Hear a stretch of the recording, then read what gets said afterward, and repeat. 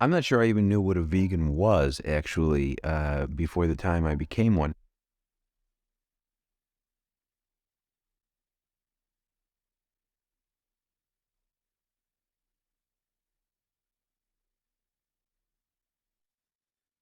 I became a vegetarian in 1978, I think it was, after I visited a slaughterhouse. And I stopped eating meat immediately. I ate fish for about another year or so until I read something about fish being sentient. I wasn't sure if fish could feel pain. And then in 1982, I guess it was the fall of 1982, I was clerking for Justice Sandra Day O'Connor on the United States Supreme Court. And Capitol Hill at that time was a rather economically depressed place. There were a lot of stray animals, many stray animals, and they would often get hit by cars. It was quite terrible. I remember once having an injured animal, and I called the Washington Humane Society, and they sent over the disease control officer, who was a woman named Ingrid Newkirk. And so she came to the court and she picked up the injured dog. And we got into a discussion about, she said to me that I should consider becoming a vegetarian. And I said, well, I was. And she asked me if that was for moral reasons. And I said, yes, indeed it was. And then she told me that she and her friend, Alex Pacheco, had just founded a group called People for the Ethical Treatment of Animals. And that Friday night, she and Alex came over and had dinner at our house. At some point in the evening, Ingrid went to the refrigerator, and she saw that I had milk in the refrigerator, and cheese, and ice cream in the freezer. And she proceeded to throw it all in the garbage. And I asked her why she was doing that. And she explained to me that if I took this seriously, I needed to think about being a vegan. I didn't even know what a vegan was. I was not even aware at that time that there were people who did not eat any animal products whatsoever. And so we had a discussion about it. And the next day she brought me a book called Fettered Kingdoms, written by a guy named John Bryant, who was British. And it was about animal exploitation as a general matter, and he basically described the use of animals and the various connections between meat and dairy and things like that. And it was about 70 or 80, it wasn't very long, it was about 70 or 80 pages. I read it, it was a Saturday, and I read the book. And I haven't eaten a dairy product since then. It became clear to me that veganism had to be the moral baseline of anything that was going to call itself an animal rights movement. And it became clear very quickly. What Peter was doing was bringing exposés, whether it was the Taub case, which involved experiments with deafferentation, where the nerves of primates were severed so that Taub could study certain things relating to stroke behaviors. That's where Pacheco got the job in the lab, and he worked in the lab, and he engaged in surveillance and brought that to the authorities, and Taub was prosecuted. That's what the animal rights movement was in its inception, was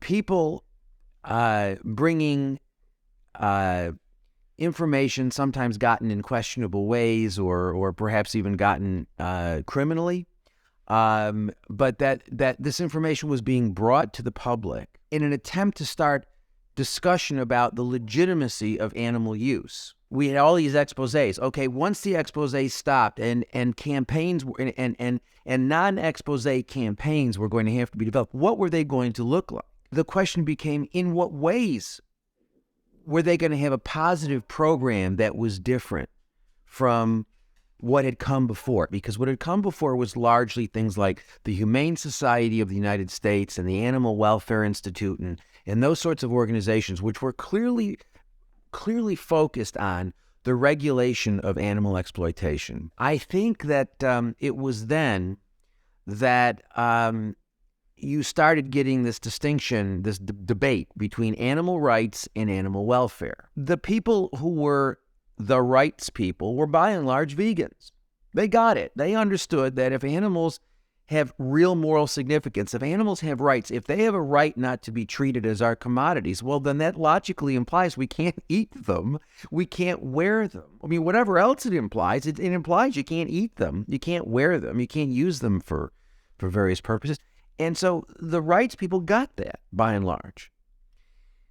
The welfare people didn't. There was always that, that tension between the rights people and the welfare people. But then as the rights, movement progressed, it started morphing more and more into a welfare movement. The animal welfare movement, from its emergence in the 19th century, was based on the notion that it was all right to use animals as long as we treated them properly. If you look at the distinction between use and treatment, the animal welfare position is use is okay if treatment is acceptable. The animal rights position is that use is not acceptable, however humane the treatment may be. The animal movement has now gone back explicitly to that position, that animal use is acceptable as long as treatment, yes, it's acceptable to use animals as long as we treat them properly.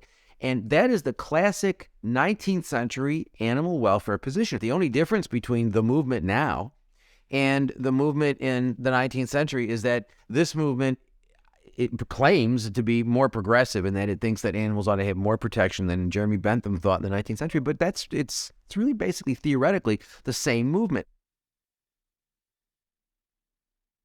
In 1996, when I wrote Reign Without Thunder, I introduced this idea of new welfarism, that the difference between the old welfarists and the new welfarists was that the new welfarists believed that welfare regulation would and should get to the abolition of exploitation in the long term. There is no empirical reason to believe that the regulation of animal exploitation will ever lead to its abolition. There's no historical evidence for that. If anything, there is quite a bit of historical evidence that the more regulation we have, the more animal exploitation we have, because people end up feeling better about exploitation the more you regulate it, because they think it's okay, it's humane, it's acceptable, it's morally acceptable. Many of the practices that these welfarists attack are practices that are already economically vulnerable. For example, the gestation crate with pigs, with sows. Animal agriculture studies show that if you use an electronic sow feeding system as an alternative to these gestation crates, you increase sow productivity. You cut down on mortality. You cut down on disease. So a lot of these campaigns that are the target of animal welfare people, animal welfare groups like PETA, HSUS, etc., just about all of them, are practices that are economically vulnerable. Now, one might ask legitimately, well, wait a minute, if they're economically not viable, why doesn't industry shift without being told by the animal people to shift? Because if they're rational actors, wouldn't they do what was economically efficient? And the answer is, it's more complicated than that. When factory farming was developing, the people who were designing this, they weren't factoring in that we're not dealing with widgets, we're dealing with sentient beings that get stressed and get ill as a result of that stress. So people weren't really thinking about, they were thinking about concentration, concentrating commodities and increasing profits. They weren't thinking about, and they weren't factoring in what the costs were going to be of that intense concentration. And what's coming out now is, is indications that certain aspects of factory farming are very economically inefficient.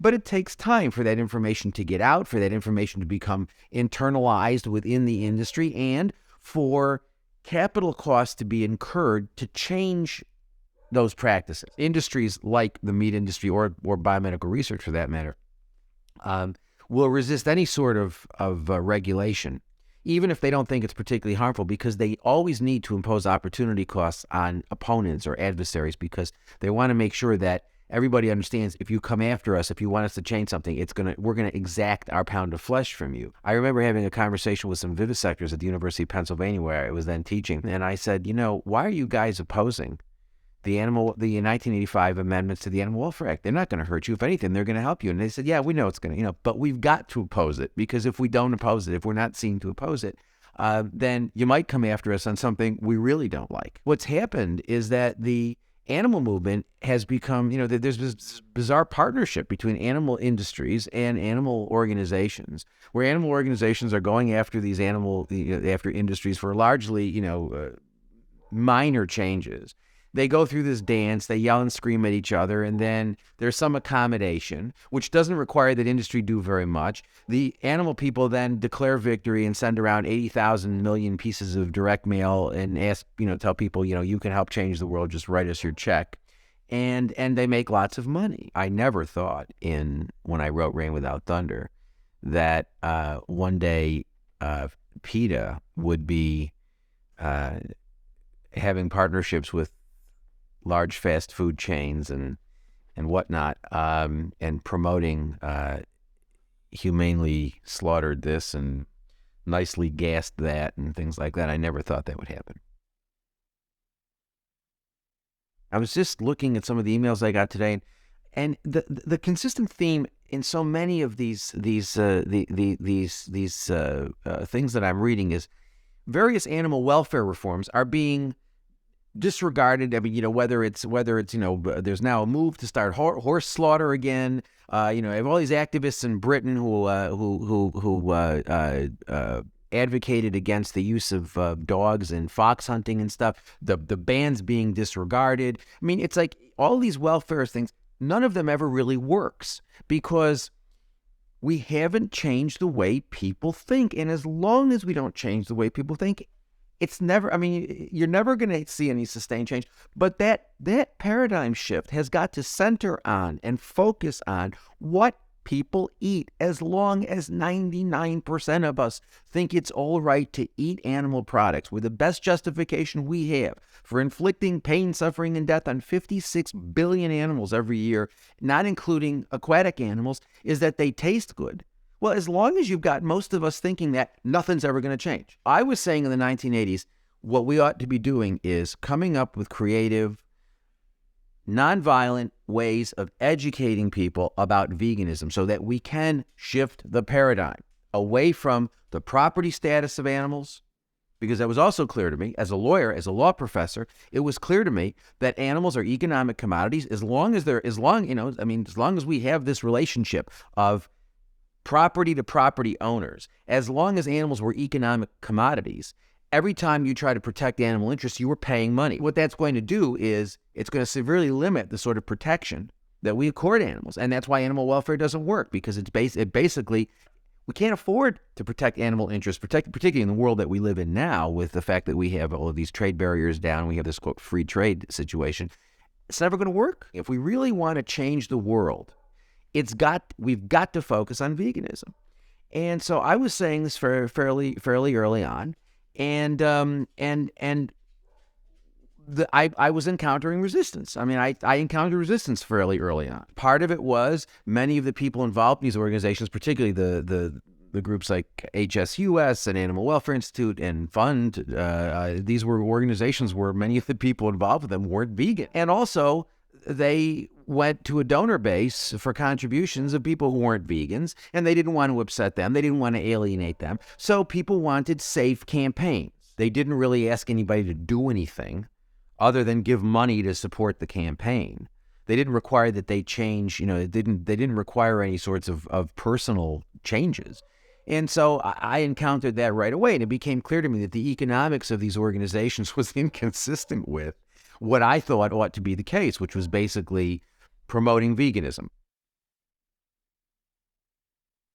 The predicate for veganism is already set. Most of us already accept all of the moral views that are the predicate for becoming a vegan. We all believe it's wrong to inflict unnecessary suffering and death on animals. All right? So now the next question becomes, what do we mean by necessity? Well, whatever it means, whatever abstract meaning it has, if it has any meaning whatsoever, its minimal meaning has to be that it's wrong to inflict suffering and death on animals for reasons of pleasure, amusement, or convenience. Because if it's all right to inflict suffering and death on animals for reasons of pleasure, amusement, or convenience, then you've got a loophole that's now so large you could drive a truck through it. So if the moral notion that we all accept, if that has any meaning, then it's got to be the case that we can't inflict suffering and death on animals for reasons of pleasure, amusement, or convenience.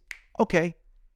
Problem is, 99.9999999% of our animal use can only be justified by reasons of pleasure, amusement, or convenience. It's got to go. If we are at all, if we mean what we say, we have no choice. Veganism is the only rational, logical response to accepting that it is morally wrong to inflict unnecessary suffering and death on animals. When you explain it to people this way, people say, well, gee, I understand that. I'm not sure, I don't know. I don't know, I don't know that I'm going to become a vegan or not yet. But you've got me thinking.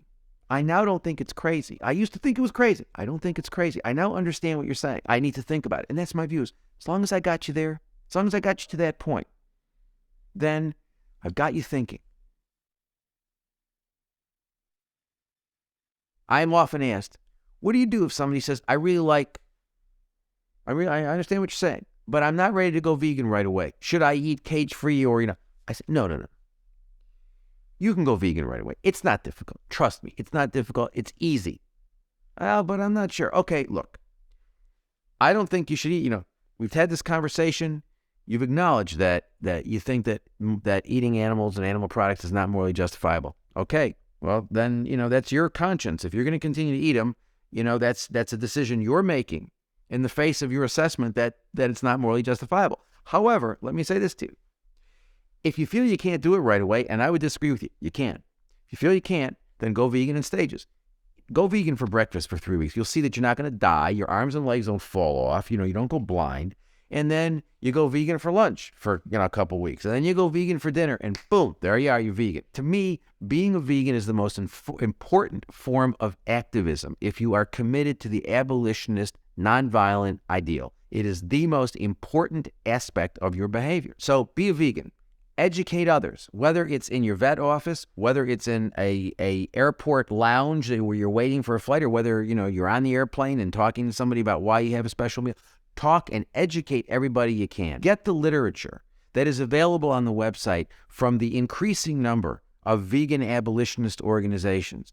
Get their literature, pass it out. Go to schools, talk to schools. Talk to high schools. Rather than spending several hours tabling at your local community college about why kids should be eating cage-free eggs, try to explain to those kids why they shouldn't be eating eggs at all or any other animal products. Are you going to convince them all? No. But you know what? You'll convince some. You'll convince some, and then they'll convince some, and then they'll convince some, and it will grow. It's a zero-sum game. Every dollar we spend, every minute, every dollar of resource, every minute of labor that we spend focused on welfare regulation is a dollar less and a minute less of labor than we're spending on promoting veganism and abolition. Well, but what about the people who are never going to become vegan? You know what? Let's worry about those people once we've gotten everybody who will become a vegan. Once we've convinced the people who are out there who can be convinced. Once we do that, we haven't even started with that yet. Once we do that, then we'll worry about the people who aren't going to change. I am optimistic. I do see things changing. I see an emerging group of folks who are committed, who are coming to recognize that this is a fundamental moral issue. It requires that we embrace the principle of nonviolence. They understand that embracing the principle of nonviolence means embracing veganism, not as a lifestyle, like whether you ski or whether you don't ski, but as it's your fundamental commitment to nonviolence and to the abolition of animal exploitation. And I see people moving in that direction. And I am optimistic.